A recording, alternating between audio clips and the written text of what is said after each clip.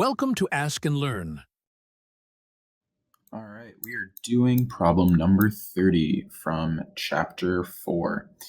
And it's asking us predict how each of the following economic changes will affect the equilibrium price and quantity in the financial market for home loans. Sketch a demand and supply diagram to support your answers. And then it asks a bunch of scenarios. So let's start with scenario A. Scenario A is saying the number of people at the most common ages for home buying increases. So we have our supply, we have our demand. Remember that this is the supply and demand for financial loans, for home loans rather. And the scenario it's asking is if the number of people increases, and if the number of people buying homes increases, well, that means the demand is going to increase. So here's our new equilibrium, and interest rate has gone up, and quantity has gone up. Yeah, okay, so it says equilibrium price and quantity in the question. Price is equal to interest rate. So now let's do part B. Same thing. Price, quantity, supply, demand. Part B is asking people gain confidence that the economy is growing and that their jobs are secure. Again, if people are gaining confidence the economy is growing, their jobs are secure, they're going to buy a house, aren't they? So that's going to increase demand, and we're going to see the same exact shift. Price up, quantity up. On to part C.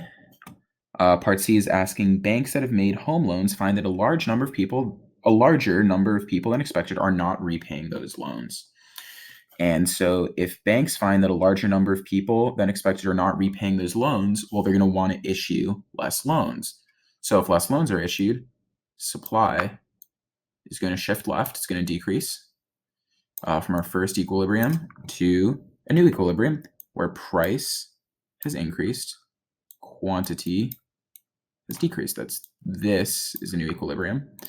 On to part D. D, because of a threat of war, people become uncertain about their economic future. Well, if people are uncertain, they're sure not going to buy a house. So the demand for loans to buy houses is going to go down, moving us from our first equilibrium to a new equilibrium. It's this equilibrium.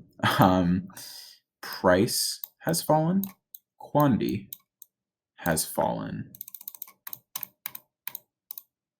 Okay.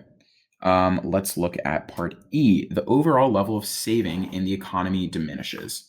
Well, if the overall level of saving in the economy diminishes, what's going to happen to the demand or supply? Well, how is the supply of loans created? Well, it's coming from people's savings, right? Because what banks are doing are taking your savings and lending them out and then paying you a very small interest rate for that because you're giving them your money, basically. So if the overall level of saving is diminishing, the supply is going to go down because there's a smaller amount of money to make loans with. So we're moving to a new equilibrium. Again, price, or rather, supply has decreased, has shifted left. So price is up, quantity down. And finally, we are on to part F. The federal government changes its bank regulations in a way that makes it cheaper and easier for banks to make home loans. So that's pretty obvious then, because the people making the loans are banks, and if it's cheaper and easier for them to make them, well, they're going to make more, aren't they? So supply is going to shift from equilibrium 1 to equilibrium 2. Price is lower at this equilibrium. Quantity is